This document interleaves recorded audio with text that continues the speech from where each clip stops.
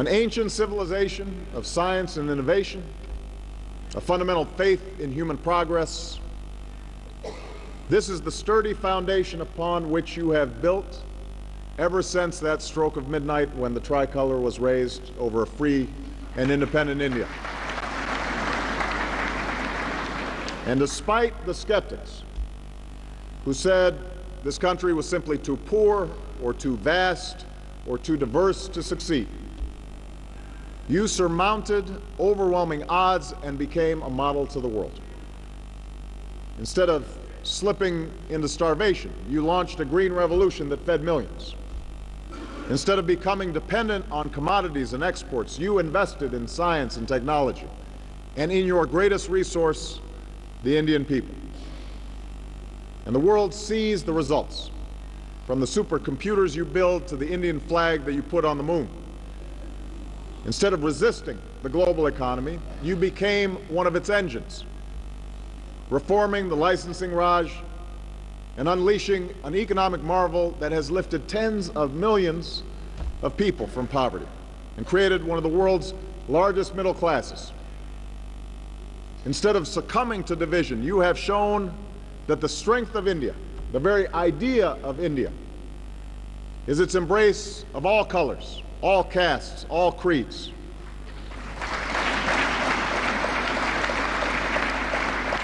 It's the diversity represented in this chamber today.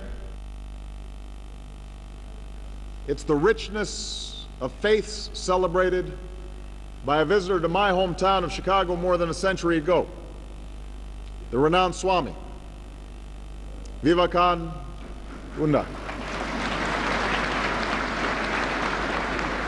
He said that holiness, purity, and charity are not the exclusive possessions of any church in the world, and that every system has produced men and women of the most exalted character. And instead of being lured by the false notion that progress must come at the expense of freedom, you built the institutions upon which true democracy depends. Free and fair elections, which enabled citizens to choose their own leaders without recourse to arms. An independent judiciary and the rule of law, which allows people to address their grievances. And a thriving free press and vibrant civil society, which allows every voice to be heard. This year, as India marks 60 years with a strong and democratic constitution, the lesson is clear. India has succeeded not in spite of democracy. India has succeeded because of democracy.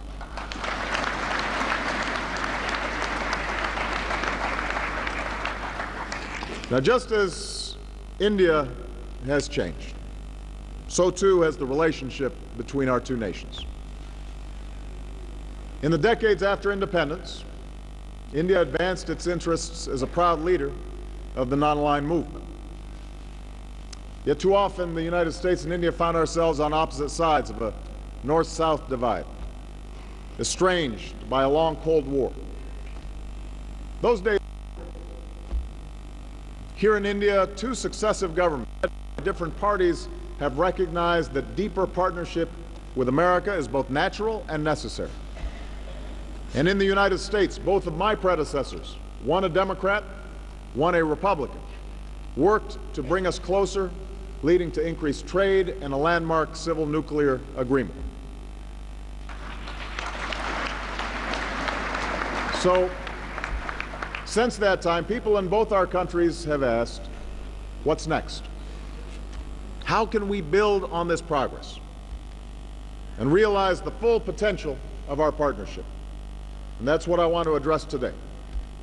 The future that the United States seeks in an interconnected world, and why I believe that India is indispensable to this vision. How we can forge a truly global partnership, not just in one or two areas, but across many. Not just for our mutual benefit, but for the benefit of the world. Of course, only Indians can determine India's national interests and how to advance them on the world stage.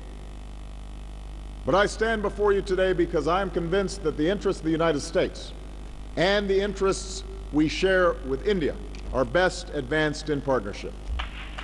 I believe that.